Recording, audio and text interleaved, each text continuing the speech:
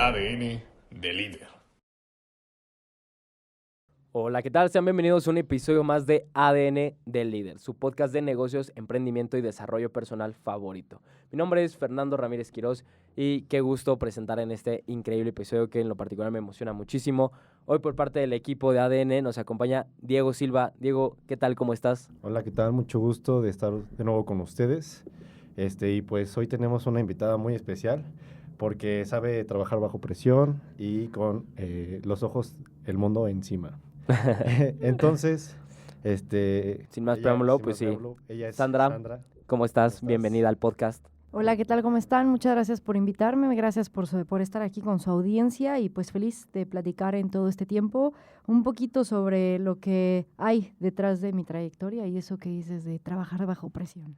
Buenísimo, que es algo fundamental hoy en día, que la verdad creo que es un aspecto increíble y que se busca muchísimo, ¿no? Claro que sí. Pero pues para darle pie, Sandra, con permiso, voy a leer tu semblanza para irte presentando con nuestra queridísima audiencia. Sandra Castañeda es una ejecutiva experta en comunicación y gestión deportiva con más de 14 años de trayectoria en la planeación y logística de eventos de alto impacto. Egresada de la Universidad Iberoamericana y con una maestría por la Escuela Universitaria Real Madrid, ha consolidado su carrera gracias a su capacidad para coordinar equipos multidisciplinarios y gestionar presupuestos complejos, manteniendo siempre un enfoque en las relaciones públicas y la hospitalidad de primer nivel. Actualmente se desempeña como directora asociada en el Gran Premio de México, donde lidera áreas críticas como la experiencia del asistente y la sostenibilidad. Su perfil destaca por una mentalidad de toma de decisiones independiente y una atención al detalle, cualidades que le permiten transformar retos logísticos en experiencias memorables para miles de personas, impulsando resultados que benefician tanto a la organización como al entorno social.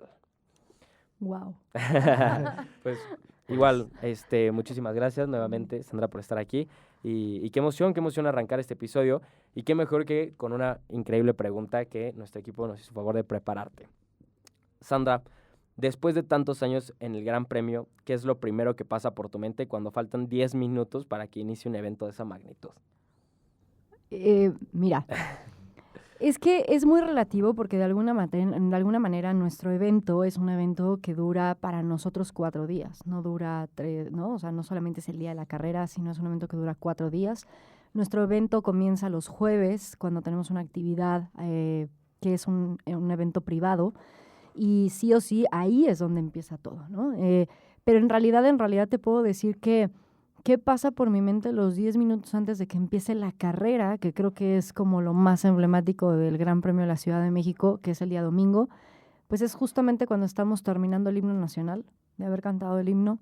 Estamos, la verdad, con mucha... Es el momento más emocionante para mí, es el momento que realmente disfruto del evento, porque estamos terminando de cantar el himno, estamos viendo el pase aéreo de los aviones, está el público gritando, está una emoción que se siente más allá de lo que sucede en la pista en cuestión de coches y pilotos. Y pues es el momento en el que empieza esas 2 horas en las que podemos nosotros sentarnos y levantar las piernas para descansar. Okay.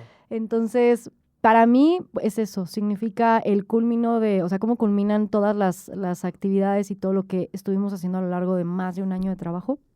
Porque la organización del Gran Premio de la Ciudad de México es una organización que trabaja por o sea, trabajamos todo un año para hacer el evento y solo nos dedicamos a hacer ese evento. Obviamente empieza antes de un año antes, me refiero, o sea, son cerca de 36 meses de trabajo para una edición. Y la verdad, soy muy afortunada de trabajar en una empresa como lo es CIE. Soy muy afortunada de dedicarme a hacer lo que amo. Y también soy muy afortunada de trabajar en un evento que somos uno de 24 en el mundo. Entonces se nos olvida que como país somos muy afortunados de estar en esa gran plataforma de evento que se llama Fórmula 1 y que pues nosotros formamos parte de ese evento, ¿no? Entonces es algo increíble. Muchísimas gracias. Y nos cuentas que requiere como 36 meses de anticipación y todo eso. Creo que muchas veces no se dimensiona realmente todo lo que implican esos 36 meses, ¿no? Porque a simple vista parece que, agosto ya lo están empezando a hacer, o chance ya empezaron antes a promocionar y demás. Pero, ¿qué implica realmente esos 36 meses? ¿Qué se ven en esos 36? Es la pregunta típica que nos pasa cuando vamos a una comida familiar o vas a una reunión con amigos, y nos pasa a todos en la empresa, siempre coincidimos en algunas juntas cuando lo platicamos, que todo el mundo llega y, ¡ay, qué padre! Trabajas en el Gran Premio. ¿Y qué haces? Y es bien difícil explicar lo que hacemos, ¿no? Porque la gente entendería obviamente los coches y lo que significa la carrera, pero no pueden dimensionar lo que hay detrás de la organización del evento. Y ahí es donde radica obviamente el que de alguna manera las cosas salen sin que la gente las note, y eso es bueno, porque entonces nuestro trabajo está bien hecho.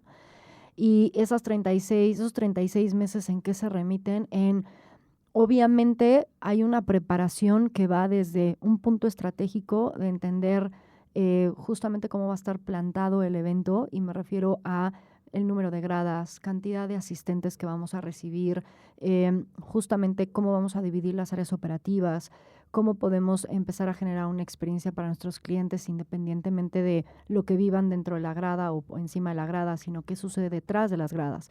En cuanto a experiencia, alimentos y bebidas, atención al cliente, cómo llegan al evento. Nosotros hemos entendido que el evento comienza no en la puerta de acceso, sino comienza desde que la gente sale de su casa para ir a nuestro evento. Y desde ahí empieza la experiencia. Hay cosas que podemos controlar nosotros, hay cosas que no podemos controlar, y eso es lo que justamente trabajamos durante todo el año. Obviamente, ¿qué es lo primero que vemos? Pues la salida a la venta. Tenemos que preparar cómo la gente va a poder entrar a un portal, comprar boletos, y justamente en qué temporalidad sucede eso. Y lo que hemos hecho hoy en día desde hace varios años es que nuestra salida a la venta sucede, si el evento, por ejemplo, el año pasado fue 2025, 2 semanas después de ese evento, están sucediendo ya la salida a la venta de los boletos de 2026. Entonces, estamos vendiendo el evento un año antes, pero para que eso suceda son justamente 3 o 4 meses antes de planeación, por lo cual se empiezan a contemplar estos 36 meses. Sí, ¿no? o sea, todavía no terminas uno cuando ya estás planeando también el otro, ¿no? Tal cual, y obviamente si hablamos del equipo de marketing, pues el equipo de marketing ya está planeando la imagen, ya está planeando el póster, obviamente lanzar campañas sucede con tiempo. O sea, lo que voy es, hay un gran trabajo en todo el desarrollo de experiencia y el desarrollo de la plataforma del evento, que sin duda, pues, toma tiempo. Sí, por supuesto. Sí, claro. Oye, Sandra, y hablando de tu historia y trayectoria, tienes una formación en la Escuela Universitaria Real Madrid y en la Ibero. ¿De qué manera esa visión internacional cambió tu forma de entender los negocios deportivos en México? Mira, yo estudié Ciencias de la Comunicación, siempre con el interés de poderme dedicar a la industria del entretenimiento en vivo. En ese entonces no existían carreras enfocadas a la parte de entretenimiento, y lo que más se podía asemejar era mercadotecnia o se podía asemejar comunicación. Entonces, por eso estudié Ciencias de la Comunicación. En mi casa siempre se ha hablado de todo lo que tiene que ver con teatro, música, espectáculo, etcétera, y mi hermano y yo nos hemos dedicado al mismo rubro, pero desde diferentes perspectivas. Él es más grande que yo, entonces he estado sí estuve muy inspirada en lo que él ya había vivido, cómo lo había vivido, para yo determinar qué quería hacer el día de mañana. Y más adelante, la verdad, mi interés siempre fue poderme desarrollar en la industria de la música, en la industria de los festivales, de los eventos familiares, conciertos. Mi idea no era exactamente migrar a la parte de eventos deportivos, pero desde que entro a la compañía, que fue hace 15 años, la primera oportunidad se abre específicamente en el área de automovilismo, que en ese entonces llevaba NASCAR, llevaba Champ Car, otro tipo de eventos. Y yo decía, pues sí, ¿no? Ya después me muevo por ahí. Y la verdad, la vida me empezó a encaminar a la parte deportiva. De ahí es que de repente digo, quiero hacer una maestría, pero no la puedo hacer presencial, no quiero perder mi trabajo, me encantaría poder compaginar el trabajo con la maestría. Y entonces encuentro este MBA enfocado a eventos deportivos, y ahí, lo tengo que decir, ahí es donde vino un poco más el scope de la parte internacional, de cómo impacta la industria a nivel mundial, de manera general me refiero al entretenimiento en vivo, cómo impacta a nivel mundial y qué estamos haciendo en México que nos ponen un parámetro de literal marcar una diferencia en la industria a nivel mundial. la tercer promotora de eventos más grande del mundo está en México. Y la oferta de lo que produce esa industria y esa misma promotora es brutal, pero eso es gracias también a una demanda que existe en nuestro país, que no existe en esa potencia en otros países. Entonces, creo que México ha marcado también una pauta a nivel internacional. Muchos países nos voltean a ver, muchas entidades nos voltean a ver, y tenemos que también sentirnos orgullosos de que, por supuesto, formamos de esa parte internacional, ¿no?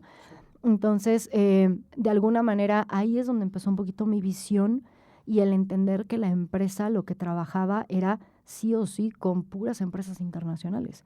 Negociaciones siempre en monedas extranjeras. O sea, empiezas a entender que la magnitud no es solamente lo que has visto tú aquí en tus cuatro paredes, sino que es mucho más grande de lo que te imaginas. Ahí empezó. La verdad, muy sorprendente. ¿Y cómo fue ese proceso? O sea, nos cuentas de cómo empezaste a desarrollarte, pero ¿cómo fue ese, pues sí, como ese crecimiento interno, por así decirlo, dentro de una organización tan grande como lo es OCESA o la Fórmula 1? Tengo que decir que he tenido mucha suerte, pero también lo he buscado, ¿no? Creo que tenía muy claro lo que yo quería hacer de mi vida y tenía muy claro a dónde quería llegar. Entonces, de alguna manera, el entrar a la compañía, entré en el área de atención a clientes de OCESA, de ahí brinqué al área comercial de OCESA, luego brinqué al área de promotoría de OCESA, y después de ahí me jalaron al proyecto de Fórmula 1, y desde entonces estoy en Fórmula 1 desempeñándome en distintos roles. El rol que desempeñé en la primera carrera de Fórmula 1 no tiene nada que ver con lo que estoy haciendo ahorita. Ha ido en construcción y en un camino que sí o sí se ha desarrollado mucho.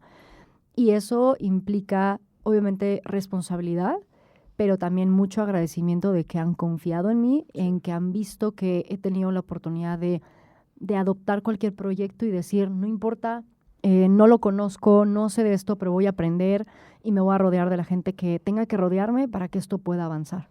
Entonces, me siento muy privilegiada, sí, y la verdad muy agradecida con la empresa. Es una empresa que sí permite crecer, que justamente te permite construir y te permite aprender porque te enseña. Okay. Entonces, creo que tener esa capacidad, cualquier persona que tenga esa capacidad de decir, a lo mejor no estoy haciendo lo que me imaginaba hacer, pero justamente tengo la apertura a aprender, a rodearme de la gente que sabe y que me enseñe, y de entender que nunca voy a ser especialista como ellos. Yo tengo mi especialidad y en eso destacaré y levantaré más la mano, pero hay muchas otras cosas que tienes que aprender. Y, por ejemplo, ¿no? Me ha pasado mucho en el camino de estos 10 años, 11 de Fórmula 1, en donde de repente me tocó aprender de todo lo que es gastronomía y entender alimentos y bebidas y entender, ¿no? Cómo podíamos curar un mejor menú para nuestros clientes en hospitalidades y rodearnos de gente que justamente me explicaba, este puré de papa no es natural, ¿no? Y yo, ¿y por qué no es natural? Y yo, sabe bien, sí, pero no es natural. Si te fijas, se siente así, así asado y pasa esto, y de repente te vas sorprendiendo que en el camino, después de varios años, tú mismo llegas a un lugar y dices, esto no es natural, o esto está hecho de esta forma, o esto se nota que está industrializado y no está hecho por un chef, ¿no? O sea, sí está hecho por un chef, pero no está curado por un chef, ¿no? No sé, cosas así que he aprendido desde el punto de vista de gastronomía, arquitectura, diseño, producción, sostenibilidad, obviamente no se diga, sostenibilidad he tenido que aprender muchísimo de generaciones muy jóvenes como ustedes, en donde es el ejemplo perfecto de que las nuevas generaciones también vienen a enseñarle a las generaciones más adultas. ¿Porque traen ideas más frescas o porque se han abierto nuevas cosas? ¿O cómo? Pues porque son temáticas muy nuevas, donde las nuevas generaciones se han involucrado y están muy interesadas en participar, ¿no? Sostenibilidad es un tema definitivamente muy nuevo a nivel mundial y ya hay carreras que se dedican a eso y son carreras muy jóvenes. Entonces, mi gerente de sostenibilidad es un chavo que tiene 25 años, ¿no? Y es un chavo que justamente ha encontrado una oportunidad y se ha movido y sabe transmitir el mensaje, sabe hacerlo de alguna manera for dummies, ¿no? Para que lo entiendas, porque son temas complejos. Entonces, para mí han sido 2 o 3 años de estar aprendiendo terminología, de estar aprendiendo a ser una vocera de eso y que, insisto, no era mi expertise, ¿no? O sea, de estos más de 15 años de trayectoria, sostenibilidad llegó en los últimos 2 o 3 años. Ujú. Y llegó por una necesidad vía FIA y por una necesidad vía Fórmula 1 como campeonato, y nosotros como promotores de decir, bueno, tenemos que hacer algo y sumarnos también a lo que se está hablando a nivel mundial. Entonces de ahí nace el cómo armar una estrategia, cómo medimos nuestra huella de carbono, el cómo tratamos dentro de los intereses de Fórmula 1, lo que tiene que ver con acciones, lo que puede ser patrocinable o no, aquellas cosas que sin duda tenemos que estar haciendo porque pues tenemos que dejar de comprometer las futuras generaciones, ¿no? Y hoy el Gran Premio está batallando y está obviamente batallando positivamente en hacer un México GP mucho más sostenible. Entonces, creo que por ahí va. El tener la flexibilidad a aprender y la apertura a aprender a escuchar y la apertura a entender que no te vas a volver especialista, pero tienes que tener la humildad de voltear y decir, enséñame, enséñame. Porque solamente hay forma de desarrollarte profesionalmente y desarrollarte en la vida cuando tú permites que otros hagan lo que tú ya hiciste. ¿Cómo así? Si yo me hubiera quedado haciendo lo que venía haciendo el primer año y tener una necesidad de control de lo que estaba yo haciendo, el primer año yo lo que hice fue, me enfocaba en la administración del inventario comercial. Okay. Entonces fue administrar más de 200 contratos, más de 300 clientes, todos los productos que vendíamos y comercializábamos por el canal comercial como tal, a corporativos, a patrocinadores, etcétera. Y yo era buena en eso, pero porque soy muy organizada y estructurada y tal.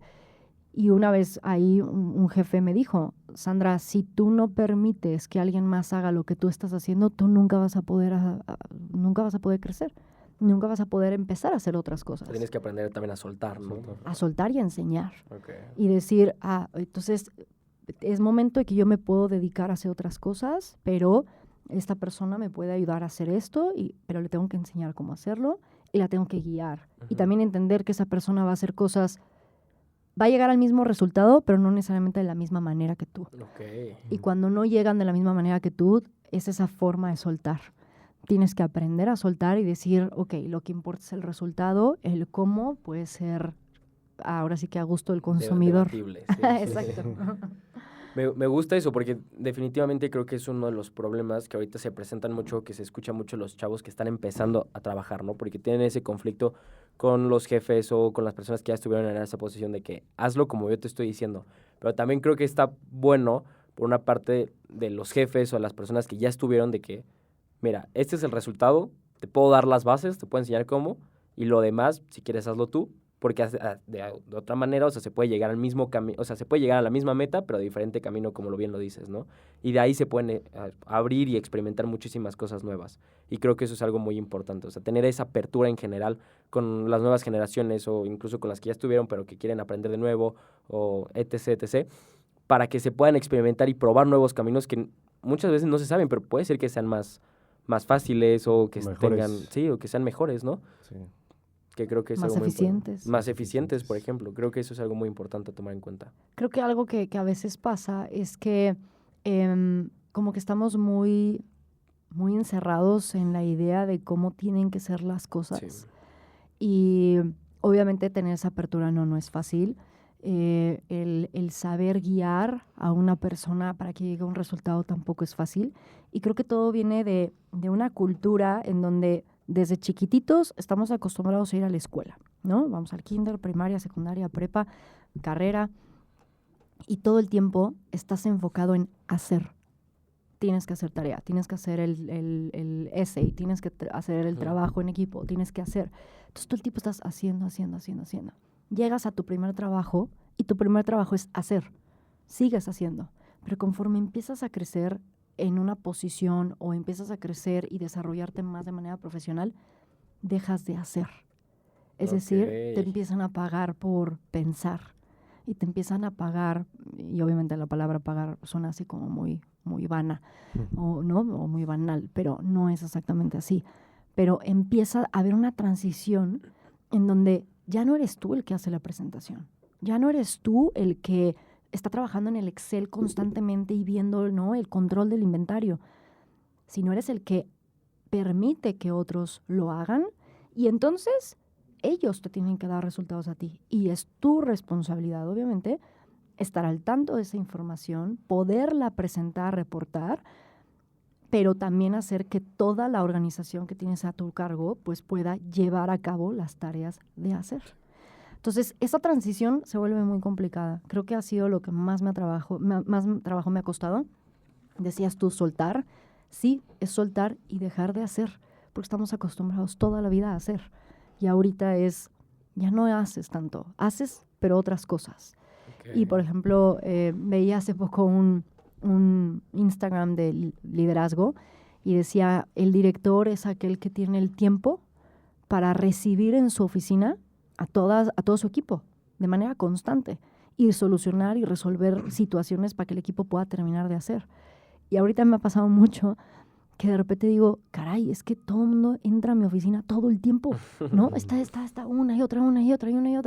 Y de repente yo acostumbrada siempre a hacer, me dan ganas a veces de cerrar la puerta y decir, tengo que hacer esto, déjenme, ¿no? pero bueno, son transiciones y caminos que todos tenemos que a veces desarrollar y enfrentar, y cada quien lo enfrentará de manera diferente. Ok, me gustó. Oye, Sandra, y bueno, hablando de servicio al cliente y la sostenibilidad, el manejo de crisis es inevitable con miles de asistentes. Entonces, ¿cuál es tu regla de oro cuando algo no sale conforme al plan de servicio al cliente? Ay, mi regla de oro, o sea, suena muy fuerte. O sea, como lo que piensas. O no, a ver, yo creo que siempre lo que significa atención o servicio al cliente es resolver y dar la cara. Creo que cuando no tienes alguien o un mensaje o algo oficial que te está dando información al respecto y hay una problemática, más te enojas. Veámoslo como cuando nosotros vamos a algún lugar y dices, o sea, ¿qué está pasando, no? O sea, y siempre es el típico, quiero hablar con el gerente, ¿no? Pero no te voy a decir que tengo una regla de oro, claro que no, porque no la tengo, pero lo que siempre encamino mucho a mi equipo es que una cosa es atender al cliente y otra es servir al cliente. Y algo de lo que hemos estado enfocándonos mucho últimamente es cómo le damos un factor de servicio de lujo al evento. Bien lo acabas de decir, es un evento masivo, van más de 100,000 personas por día. Atender a 100,000 personas es imposible, sí. O sea, es posible, pero es imposible. Empezando por servicios. ¿Cómo suministras, o más bien, cómo tienes instalaciones para 100,000 personas en un autódromo que el autódromo tiene el 80% de infraestructura temporal? Entonces, eso quiere decir que el 20% de la infraestructura que nosotros vemos en el autódromo está fija todos los años. Es decir, las gradas, algunos baños, y 2, 3 cosas más. El resto de la infraestructura es temporal. Entonces, cuando hablamos de que es temporal, eso quiere decir que todos los baños son temporales. Todo el suministro de agua es temporal. Todo el suministro de energía es temporal. Entonces, cuando hablas de una magnitud, y a veces lo platicamos mucho con mi jefe, es justamente estamos armando una ciudad que recibe a más de 400,000 personas en 3 días. Y pongámoslo en perspectiva de qué ciudades en el país existen de 400,000 personas. Y por ahí lo puedes buscar en ChatGPT. Te sale, creo que, no sé, o sea, hay ciudades como Irapuato, una cosa así, la verdad lo digo muy así en voz alta y muy de la poca memoria que traigo.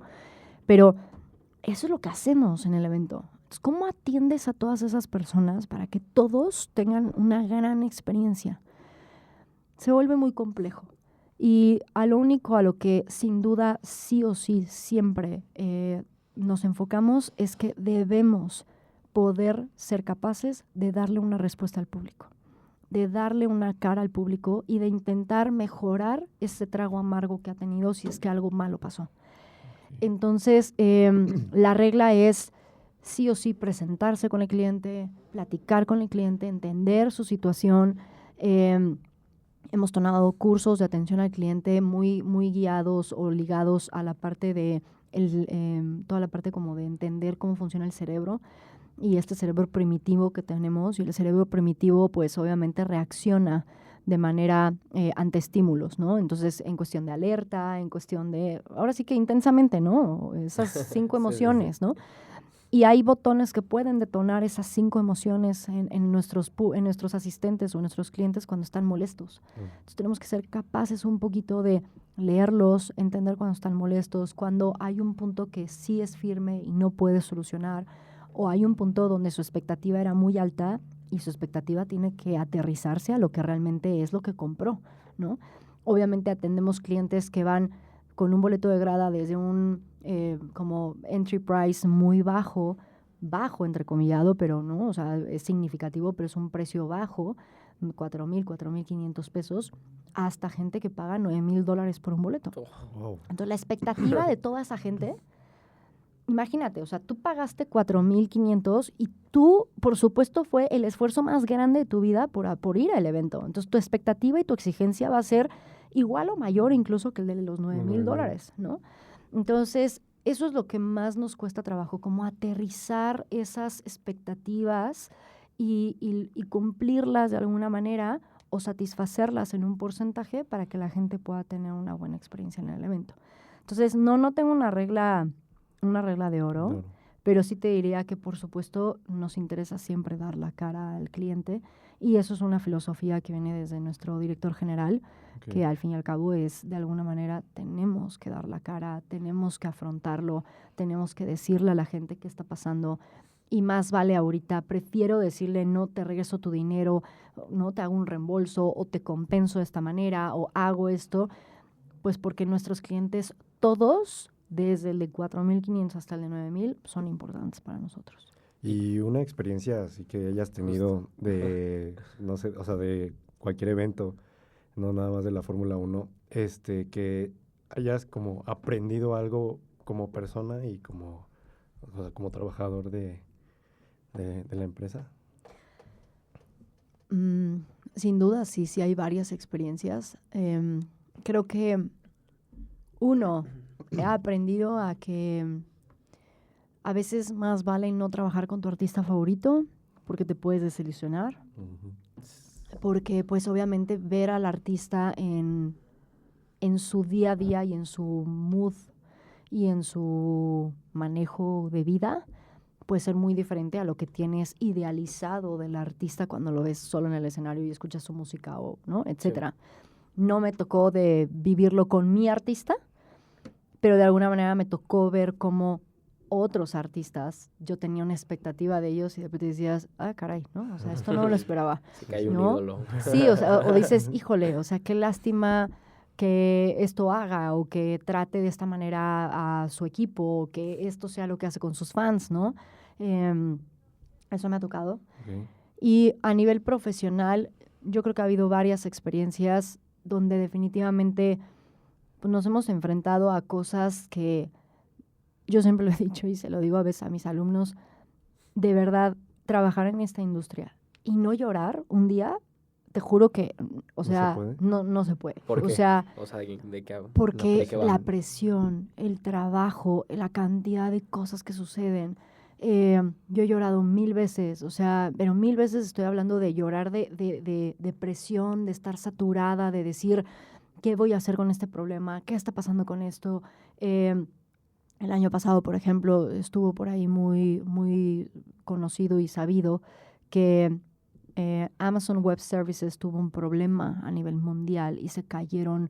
Amazon Web Services le da servicio a N millones de páginas y plataformas en el mundo. Y la semana de la carrera se cayó y tuvo un grave problema Amazon Web Services. Eso que decía, o sea, se tradujo en un problema en nuestra plataforma de boletaje, en donde nuestros clientes no podían visualizar sus boletos, no sabían dónde estaban sus boletos, porque estamos en un proceso también de transitar a un boleto digital en el Fórmula 1 Gran Premio de la Ciudad de México. Crean que ese cambio es un problema, o sea, no es un problema, lo voy a poner de otra manera. es transitar en una cultura de la gente donde el público que asiste a nuestro evento es muy diverso. Ujú. No somos un festival donde su audiencia es muy característica en una audiencia juvenil o en una audiencia de ciertas características muy familiarizada con la tecnología. Nosotros tenemos un público muy amplio. Sí, y que sigue creciendo, ¿no? Sobre todo también. Por supuesto, sigue creciendo, cada vez tenemos más familias, más mujeres, más niños, ¿no? O sea, la marca como tal a nivel mundial ha crecido mucho, se ha diversificado y eso impacta en todas las carreras, ¿no? Ahora sí que nosotros promotores lo vemos y así nos ha impactado en nuestro evento. Pero transitar a eso empieza a ser a veces problemático. Entonces, el cómo explicas, el cómo haces, el cómo la gente descarga, cómo, ¿no? Cómo transfiere un boleto, porque nosotros tenemos boletos por día, entonces puedes, oye, yo no iba a ir el viernes, te transfiero el viernes para que tú vayas. Antes era un boleto físico y el boleto es, ay, claro, lo arranco y te entrego a ti el del viernes, yo me quedo con el sábado y a ti te doy el del domingo, ¿no? ¿Y cómo cambias toda esa cultura sobre todo para hacer esa transición de que ya acostumbraste y hay personas que todo físico y después tienes que hacer como ese check de que ya no, o sea, y ese cambio me imagino que ha de ser muy duro y muy pesado, o fue muy duro. Ha sido muy difícil, te digo que al día de hoy todavía no lo hemos logrado al 100%, y en esa transición hemos tenido bloqueos muy, muy fuertes, ahora sí que resistencias que vienen de a lo mejor resellers o resistencias que vienen a través de clientes corporativos o del mismo público general o de otros invitados, ¿no? Invitados que tenemos, en fin. Y justamente el año pasado, esa semana, el no entender la magnitud del problema al que nos podíamos enfrentar si no se arreglaba lo de Amazon, estoy hablando de que era esto el martes de la semana de la carrera. Entonces, me acuerdo de que dices, es que ¿a quién le hablo? O sea, ¿quién me ayuda a solucionar esto? Ya rascas de todos lados posibles, ¿no? Y obviamente, pues ahora sí que ni siquiera está aquí en México, ¿no? O sea, esto es muy grande. Entonces me acuerdo mucho de hablar con el director general de Ticketmaster y en cuanto le marqué, le dije, por favor, dime qué está pasando y qué magnitud de problema tenemos. Y me acuerdo de escucharlo y yo estar llorando afuera del comedor de empleados, ¿no? Estar así con la lágrima saliendo, de decir, wow, o sea, mi trabajo no sé si está de por medio o qué está pasando. Sí me han pasado cosas así.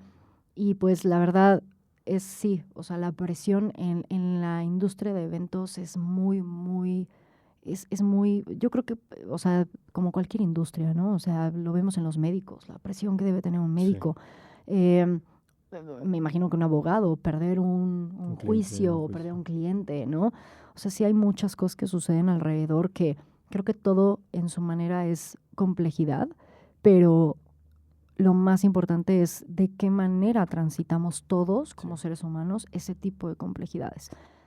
Hay gente que no llora, yo lloro. Entonces, así, cuando veo a alguien llorar en mi equipo es como, ya lloraste, no te preocupes, todo va a estar bien, te prometo que va a pasar, lo vas a disfrutar, tranquilo, ¿no? Ya viene el evento. ¿Primera vez? Es como, no has llorado, no te preocupes, vas a llorar, no te preocupes. Así, no, muchas veces sí lo hago de chiste, pero es real, o sea, sí. Y todo el mundo llega y me dice, es que nunca me imaginé lo que era esto. Y Fórmula 1 es un evento muy distinto al resto de los eventos. De verdad no hay dentro de la compañía, la gente que ha vivido otros eventos vive Fórmula 1 y dice, es que esto no es normal, esto no es el resto de los eventos que hacemos. Y los mismos proveedores, aunque no llega un proveedor nuevo y es como, espérate a que lo vivas, porque de verdad no sabes lo que estás hablando, ¿no? Entonces, y todo mundo termina su primera edición de Fórmula 1 y es como, wow, esto no me lo imaginaba, no me lo esperaba, esto sí es muy diferente a lo que me hubiera, o sea, ni me lo imaginaba de esta manera, ¿no? Entonces, muchas experiencias. O sea, ¿qué piensan cuando van llegando todo eso? O sea, que no va a estar tan pesado, o sea, que no es tan demandante, o no sé, o más bien no tienen como ese golpe de realidad de todo lo que implica organizarlo, de todo lo que implica. O sea, ¿qué es? Yo creo que es un cúmulo de varias cosas, de todo lo que mencionas. Pero yo creo que no dimensionan el nivel de complejidad que existe en el autódromo. Empezando por accesos, empezando por suministros, o reabastecimientos, creo que accesos es lo principal, ¿no? Pensemos en un banquetero que trae X número de meseros y los meseros tienen que llegar al autódromo en transporte público, pero todo a la redonda del autódromo está cerrado, con un carril confinado, pero además calles están cerradas, pero el metro, ¿no? Abre en un cierto horario, no necesariamente a lo mejor la persona que salió de su casa a trabajar puede tomar el metro en ese momento porque todavía no está abierto. Cuando llega se tienen que acreditar, o si no es que ya pasaron por el proceso de acreditaciones, que también es un dolor de cabeza, pero acreditarte, y de repente el módulo de acreditaciones no abre a tiempo, y entonces como no abre a tiempo, ya tienes un retraso de 1 hora y tienes a más de 1,500 personas formadas para entrar, y entonces llega el personal tarde a trabajar, no tienen un espacio donde cambiarse, o las instalaciones para que se puedan, ahora sí que ir al baño, lavar manos, etcétera, no a lo mejor son las que estaban esperando recibir o no son las que estaban esperando tener. Y de repente se ponen a cocinar en una carpa completamente temporal durante 8 horas seguidas porque dan suministro de alimentos de 9 de la mañana a 6 de la tarde. O sea, cuando le vas sumando, le vas sumando, le vas sumando, y después, sí, a las 6 de la tarde se fue el cliente. Ahora recoge todo, lava platos. Sí. ¿Dónde los vas a lavar? Para una hospitalidad que tiene 2,400 personas, ¿dónde lavas platos en una infraestructura temporal que, by the way, no tienes una llave de agua que tú abres y tiene agua ilimitada? No, tienes un tinaco con cierta cantidad de litros que tienes que administrar para que te aguanten para cocina, pero también para lavado, ¿no? Y a esa hora, ya que dejaste todo limpio y dejaste todo listo para el próximo día, viene la hora de suministrar a las 8 de la noche. Entonces llega otra vez el refresco, la cerveza, el alcohol, llega el hielo, llega a lo mejor comida, y tienes que guardar, almacenar, pero además tuviste que tener una cámara de refrigeración, y la cámara de refrigeración tiene que tener el suministro del generador, que el generador no se quede sin diésel, ¿no? O sea, esa es la cadena que la gente no ve. Que la verdad a mí obviamente me apasiona y me encanta y es lo que hacemos nosotros, o sea, hacer que todo eso funcione, pero la gente no tiene la dimensión de esas cosas. Sí. Y obviamente eso, por supuesto que son 3 días y los banqueteros se voltean y te dicen, perfecto, 2,400 personas, son 3 bodas de 800 personas, puedo dividirlo en 3 cocinas, entonces no pasa nada, sí. Y entonces también piensan de una manera diferente a lo que tú estás acostumbrado, ¿no? Sí. A eso me refiero con aprender. Vas aprendiendo de mucha gente que se rodea, más bien de la que te rodeas, y dices, mira, podemos verlo de esa forma, ¿no? Y te das cuenta que a lo mejor no todo es una línea recta, ¿no? O sea, que va teniendo picos, sube, baja, sube, baja, sube, baja, y que se puede ir, pues sí, no directamente es un proceso que se debe de seguir al pie de la letra. Como dices, cada quien trae lo suyo y algunos pensarán de una manera, pero el chiste es sacarlo adelante. Creo que se relaciona mucho con lo que al principio comentábamos. Me fascina lo que dices, Fernando, porque un evento, por muy que sea el mismo evento, siempre va a ser diferente. Claro. Entonces, aunque sea el mismo proveedor, los mismos clientes, la experiencia siempre va a ser diferente. Entonces, esto que tú comentas de sube y baja, por supuesto que es así, ¿no? Hay un proveedor que a lo mejor un año le va extraordinariamente bien y el siguiente año dice, Dios mío, ¿pero qué me pasó?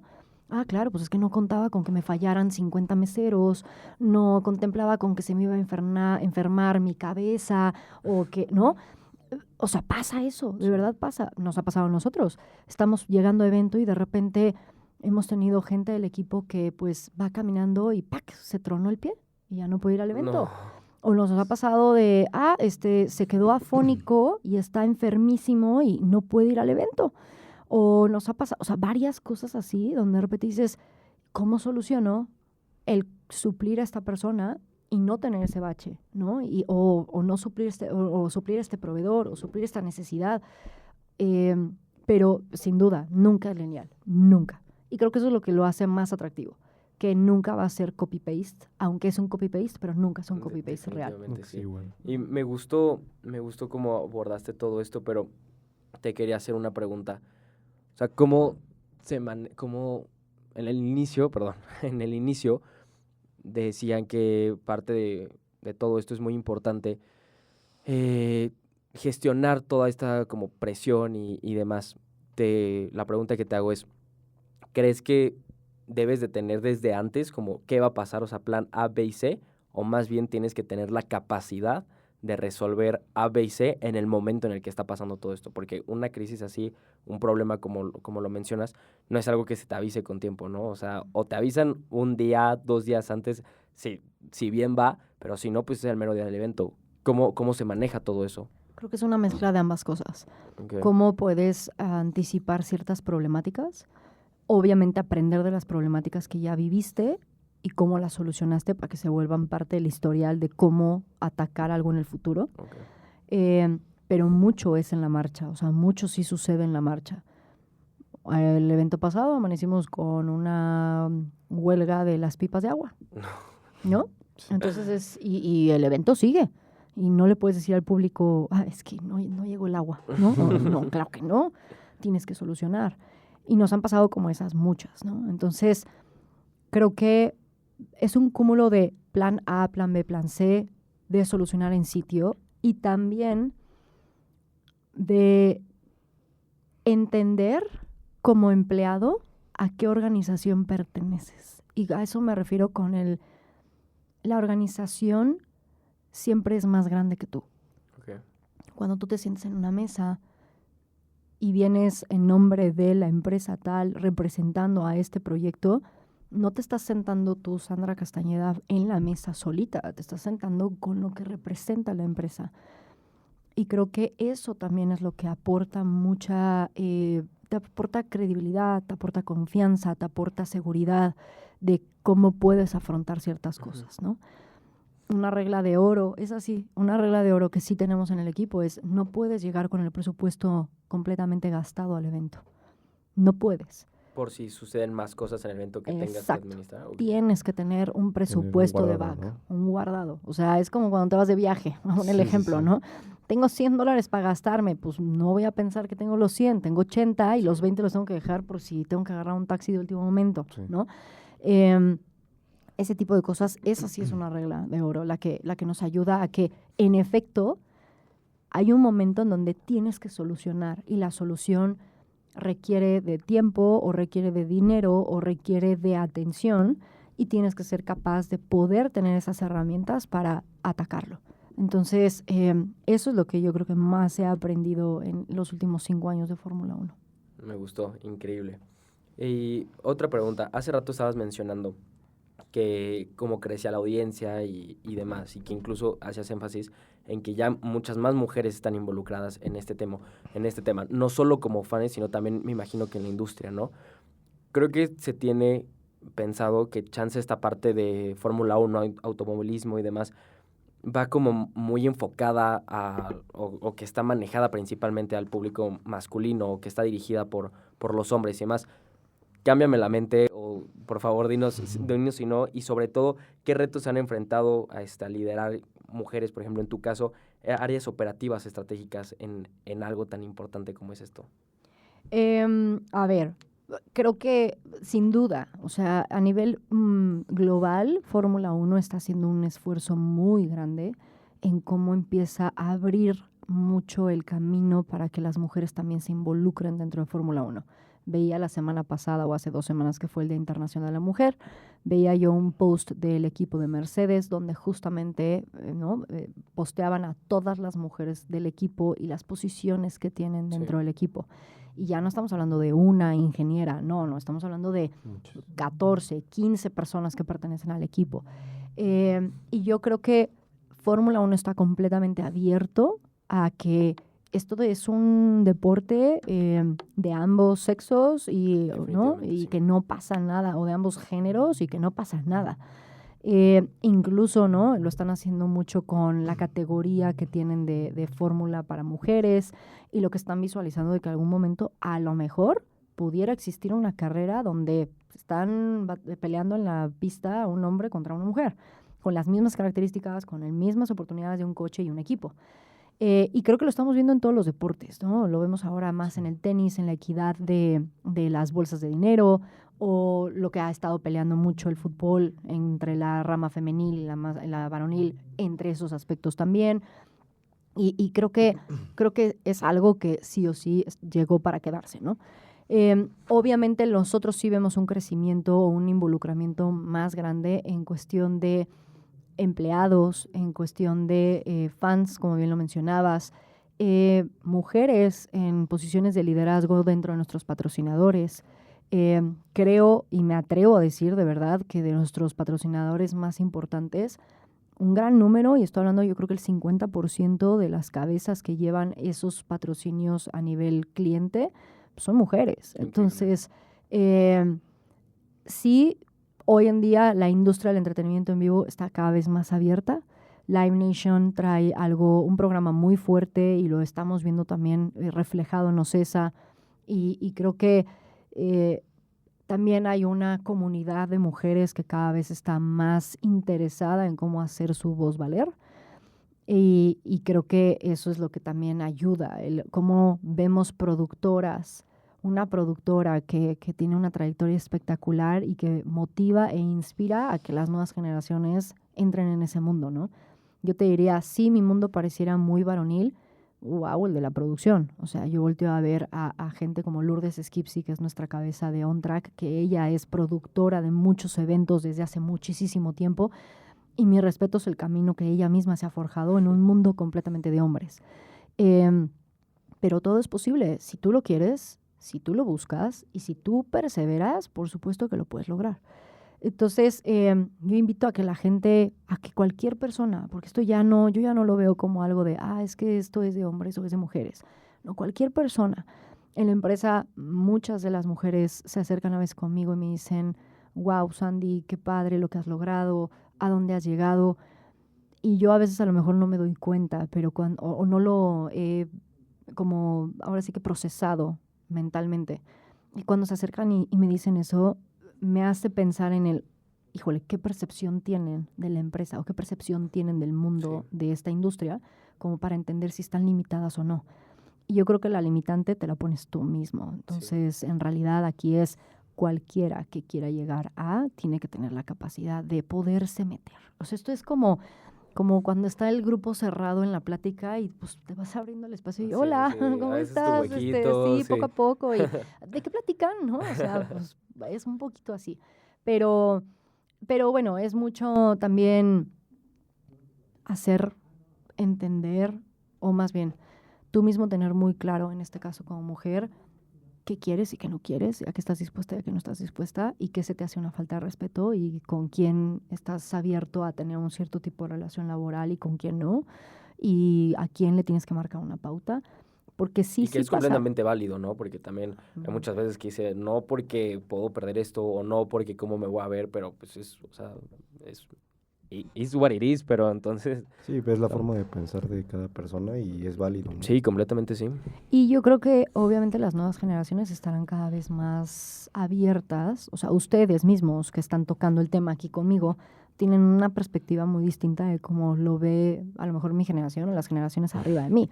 Entonces creo que eso va a facilitar mucho el objetivo es que la industria en general pueda crecer. Sí, definitivamente. ¿No? Sí, y esto se deriva, yo creo, por la conciencia que últimamente se está haciendo. Y creo que es algo muy bueno y no hay que dejar de hacerlo, ¿no? Porque, como bien dices, ahorita ya esta parte la rigen el tema de los, que lo llevaban el 50% más o menos de mujeres. Y muchas veces no se tiene esa conciencia dentro de los ámbitos laborales o de las personas de afuera que no se dan cuenta realmente del movimiento que hay, pero que es un hecho que ya está pasando. Y qué padre ver a más mujeres así, que están tan metidas en todo esto y que sobre todo no se cierran las puertas o no se ponen esas limitantes porque saben que todavía pueden más y que se puedan poner al uno para uno, creo que es increíble. Sí, la verdad sí lo digo y creo que, o sea, sí hay que enumerar y sí hay que voltear a ver a esta gente y también aprenderle y decirle, ¿no? Ahora sí, ¿qué has hecho? Cuéntame. Y bueno, hace rato nos estabas hablando también de la sostenibilidad. ¿Qué innovaciones en sostenibilidad han implementado hoy en día bueno, que consideres importantes con los eventos que están teniendo hoy en día? Pues mira, creo que algo de lo que manejamos mucho en Fórmula 1 es tratar de entender que sostenibilidad no es un área más que tiene un presupuesto y que tiene acciones independientes al resto de lo que sucede en Fórmula 1, sino que sostenibilidad es una forma de pensar, una forma de accionar y de actuar.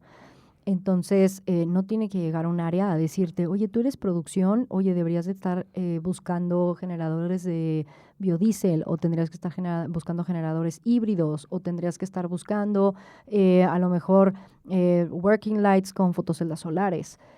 Eso es algo que de alguna manera tiene que empezar a nacer en cada una de las áreas como un parte de un ADN.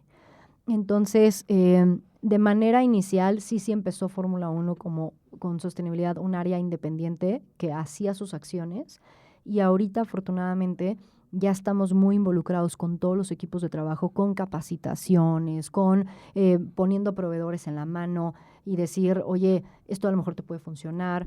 Ya estamos viendo cómo las mismas áreas están empezando a decir, creo que esto lo deberíamos hacer de una manera diferente desde el principio. Obviamente, lo más complejo alrededor de la sostenibilidad es buscar proveedores que nos puedan ayudar a cumplir las necesidades que tenemos en Fórmula 1, hablando de la magnitud de las 100,000 personas, ¿no?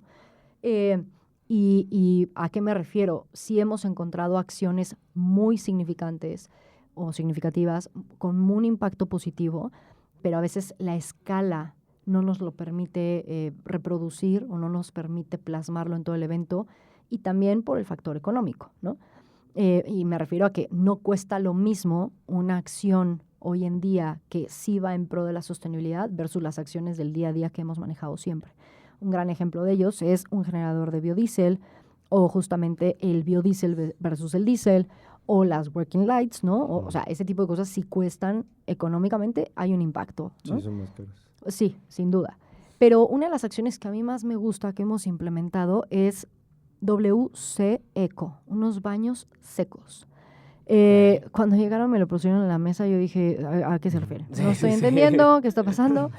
Y yo creo que el impacto del agua, el consumo de agua, no lo tenemos como que es algo que hemos acostumbrado a tener.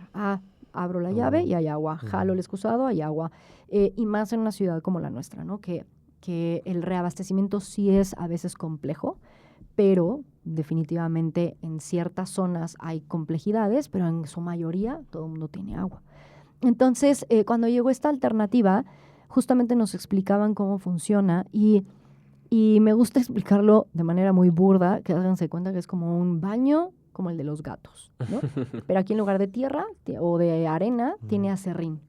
Entonces, es un excusado normal, pero en lugar de ver agua transparente, ves acerrín. Y entonces, cuando uno va al baño, le echas más acerrín. Y todos los desechos que se generan se van a composta. Entonces, son inolor, o sea, no tienen olor, que es lo más maravilloso. No tienen olor.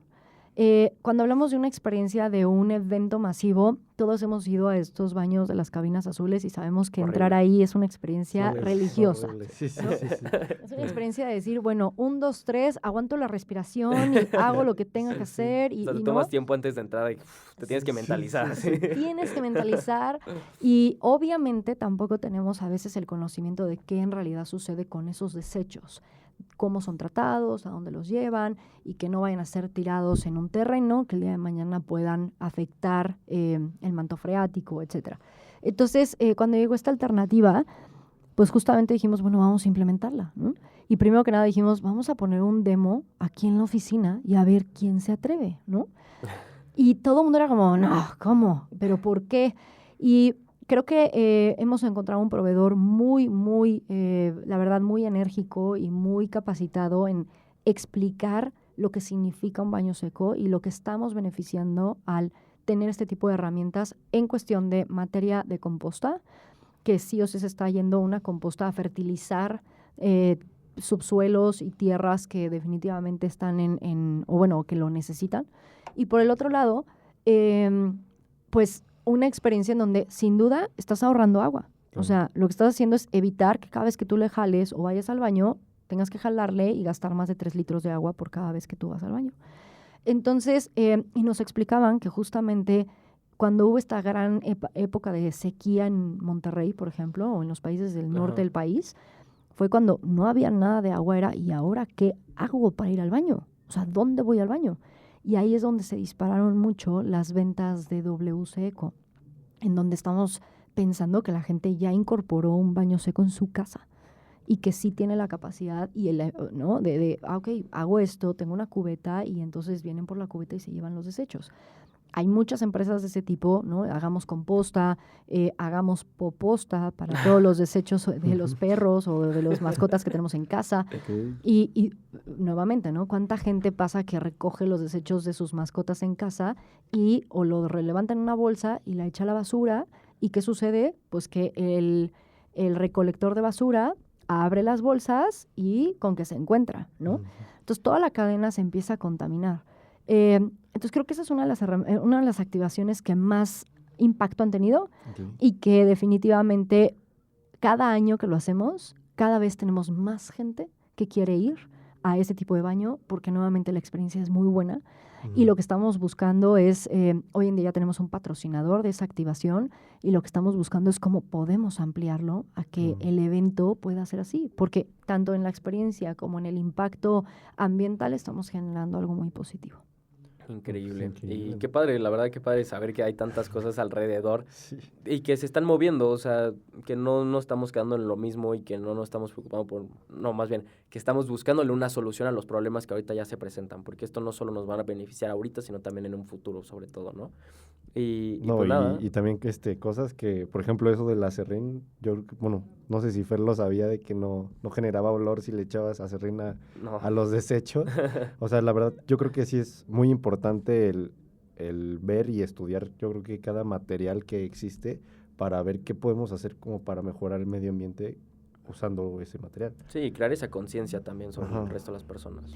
Sí, creo que la definición de sostenibilidad que por ahí ronda mucho y que creo que es la que más nos gusta a nosotros como Fórmula 1 es decir que pensar en sostenibilidad es como no comprometer a las generaciones futuras para que puedan seguir viviendo y existiendo. Claro. Tengo una amiga que es está súper enfocada en temas de sostenibilidad y me decía, bueno, es que por el simple hecho de existir nosotros estamos generando una huella de carbono. O sea, nosotros en sí, o sea, ¿qué sería lo mejor para que el planeta existiera? Casi que el ser humano no exista, Nos ¿no? extingamos. Sí, adiós, ¿no? Pero bueno, justamente ser conscientes, probar y tener prácticas nuevas. Creo que a raíz de esto, pues sí he tenido una conciencia mayor en cómo, pues a lo mejor separo residuos en mi casa o cómo justamente detecto que sí es reciclable, que no es reciclable o cómo podemos hacer que en el evento la gente piense de manera diferente. El que hemos incursionado también en un vaso de aluminio y eso es un vaso que además de ser un souvenir que te puedes llevar a tu casa, sin duda es un vaso que al cabo del tiempo es reciclable y es infinitamente reciclable porque el aluminio es Sigo teniendo los ¿no? míos. Sí. ¿Sí? Muy bien. Y para terminar todo esto, muchísimas gracias, Sandra, pero me gustaría hacerte una pregunta que nos gusta hacérsela por lo general a nuestros invitados, no solo para nosotros, sino para que nuestra audiencia también se lleve pues un cierre final de toda esta plática.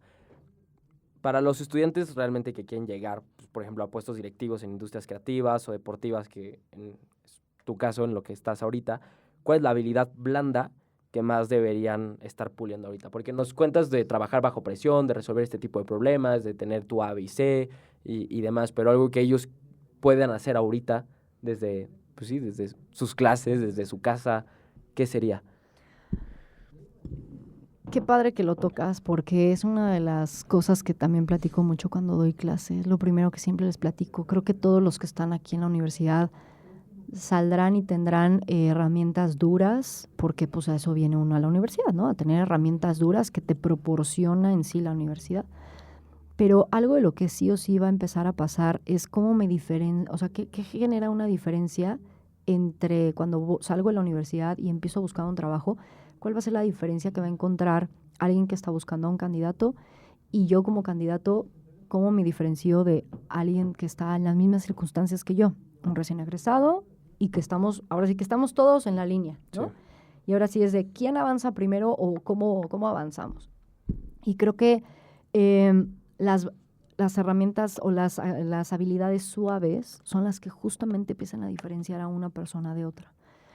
Y cuando redacten su currículum o redactan su currículum, siempre les digo, está padrísimo que me digas que trabajaste en eventos, ¿no? Del Fashion Week de algo. Qué padre, pero ¿qué hiciste? quiero conocer qué hiciste, qué herramientas blandas puedo detectar en lo que me estás redactando para entender si esta persona trabaja bajo presión, tiene un estilo de liderazgo, si justamente sabe trabajar en equipo, si tiene una fuerte capacidad de adaptación o justamente sabe trabajar bajo presión o no, ahora sí que no se frustra por tener cambios, es esquemática o sabe seguir procesos.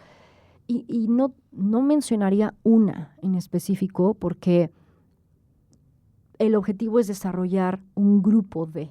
Obviamente, liderazgo va a ser, creo que, el pilar, ¿no?, de lo que va a encaminar. ¿Qué tipo de liderazgo tienes? ¿Cómo inspiras a tu equipo? ¿No? Hay unas matrices de cómo evalúan los liderazgos en la gente y ¿no? Se utiliza mucho el tema de colores, ¿no? Eres amarillo, eres rojo, eres azul, eres verde, ¿no? Eres creativo, eres explosivo, eres cómo, ¿no? Y ninguno es bueno y ninguno es malo. El chiste es cómo la persona ahora sí que lleva a cabo ese día a día para lograr los objetivos de la compañía, lograr los objetivos personales y también llevar al equipo a donde tiene que llegar. Entonces, para mí es el desarrollo de un cúmulo de cosas. Hoy en día uno busca habilidades suaves en internet y salen listas interminables, ¿no? Listas interminables. A veces vale la pena leerlas y decir, ¿qué tengo yo? ¿No? Sí, yo check, sí que soy check, o híjole, esta no la tengo, pero creo que es importante y la debería desarrollar. Y obviamente depende mucho de la industria en la que te estés desarrollando para que tengas ciertos tipos de habilidades o algunas que van a ser mucho más importantes que otras. En la industria de entretenimiento en vivo, la adaptación tiene que ser sí o sí una parte, fundamental. Tiene que ser tolerancia a la frustración, sí o sí. Atención al cliente o el servicio al cliente. Obviamente el liderazgo, como lo comentaba. Creo que también la gente que es como muy estructurada funciona. Cualquier persona que sea organizada, estructurada, siempre va a ayudar a que tengas como una visión más clara de cómo poder caminar, ¿no? Los ingenieros industriales son muy así, ¿no? Son muy cuadrados, Sí. saben seguir procesos, saben perfectamente cómo estructurar y tendrán que desarrollar otras habilidades, pero eso es lo importante que ellos pueden aportar a la mesa. Entonces, también cómo aprendemos de eso, ¿no? La creatividad, hay otras empresas o industrias que buscan mucho la creatividad, la innovación, dónde sí puedo innovar, dónde no. ¿Qué tanto me voy a frustrar? Porque, oye, yo soy una persona creativa, pero cada vez que propongo algo en la mesa me dicen, ay, qué padre, pero no se puede. Ay, qué bonito, no tenemos presupuesto. Ay, qué padre. Pues esa persona se va a frustrar, ¿no? Y yo creo que lo que más buscas a veces cuando haces una entrevista de trabajo, lo que más buscamos nosotros eventualmente es cómo esa persona que estoy visualizando que va a entrar al equipo se adapta al equipo de trabajo. Porque puede ser un gran perfil, puede tener el mejor background profesional, académico, increíble, pero su personalidad no cuadra con el equipo. Y más que beneficiar, va a venir a romper el equipo. Y ahí sacrificas en ese caso ¿cómo se dice? ¿El talento o el bienestar en general? No, yo sacrifico el talento. Prefiero el bienestar del Definitivamente equipo no. de alguna manera porque si tengo un equipo que está en un estándar y en un nivel de maduración, lo que menos necesito es que alguien llegue y venga a romperme el esquema, porque entonces todo el mundo empieza a explotar, ¿no? Claro. Y entonces empiezan a no llegar a las metas, no cumplir los objetivos, o sea, eso se vuelve mucho más complejo.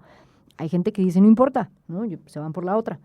Yo sí soy más de pensar en cómo el status quo del equipo prevalece para que entonces puedan llegar a un objetivo de la manera más correcta. Pero, insisto, cada quien, ¿no? Entonces, pero de alguna manera sí es muy importante. Híjole, esta persona sí hace clic o no va a hacer clic. Sí, claro, porque de verdad lo que menos, y muchas veces nos ha pasado, hacemos la entrevista, dices, esta persona me encanta, está increíble, hacemos un assessment y cuando llegan al assessment y los pones a todos juntos, de repente dices, chin, híjole, creo que no, esta persona no va a cuadrar, no, tengo que irme por la otra. Entonces, ahora sí que investiguen cuáles son las habilidades suaves que ustedes tienen y de ahí podrán explorar. Pues buenísimo. Muchísimas gracias, Sandra. Y pues sí, la verdad, un episodio lleno de muchísimo conocimiento. Las aportaciones estuvieron increíbles. Me llevo sobre todo eso último.